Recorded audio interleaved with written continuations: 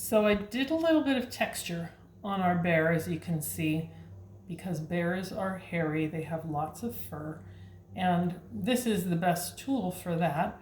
You can use other ones as well, but a fork works really nicely for making fur on a bear. And we put it around, not too much covering up the face, but just a little bit here and there, and all over the body, so that we see the texture that looks like a bear.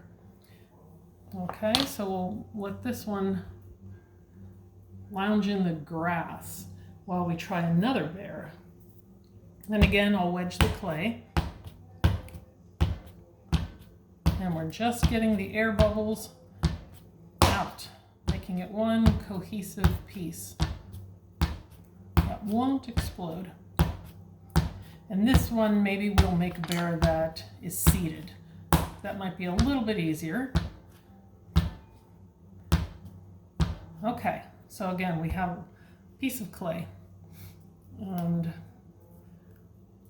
I try to make a neck, separating the head from the body. And maybe again, like you could already see this little body. This may be a bear cub. And this is going to be the head. This will be, okay, we don't go all the way through. We're just making legs. You see 4 legs here. All right. We separate them out a little bit. And then with our fingers, we form them. Get rid of those little edges that we have from the knife. And make little paws for a bear cub. And they sit kind of like this. Their head would be upright, right? Sometimes they sit with their paws on the ground, but we'll just have our little cub sitting like this. So it'll have a kind of a square bottom so it doesn't tip over when it's dry. And we form some legs. Okay. We've got that front paw reaching out, and all we're doing is squeezing gently, smoothing with our fingertips, squeezing and smoothing, and then the same on the bottom. Just move them out a little bit. Squeeze a little bit. Not squeezing to make it skinny, just to move it away from the body so it has a shape. Right? And you can see how its paws would be these. This is where it would walk on the ground.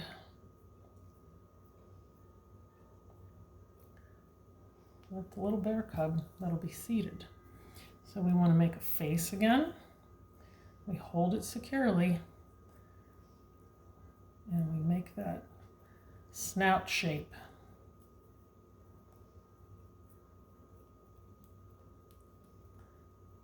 Right, you can see the end of the nose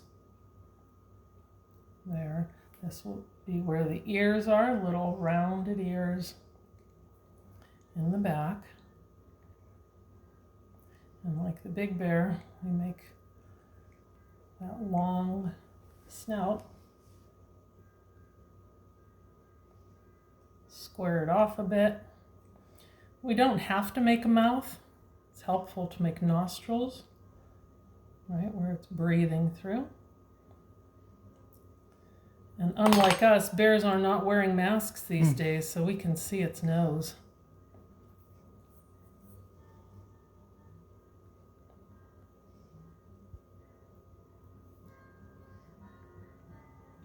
A little bit crooked.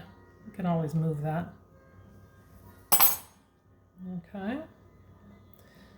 And then again, eyes. Easy thing is the back of a pencil or this rounded tool. It would be seated, so we'll make it have some claws because they all do. It doesn't matter. It doesn't have to be a specific number, 4 or 5, right? Doesn't have to be exactly like reality. So we've got our bear with claws. Let's give it a little fur. A little fur on its cheeks. A little bit down the snout, under its chin, around the back.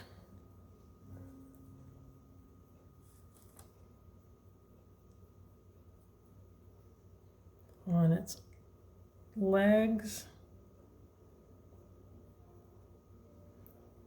and then around the back again.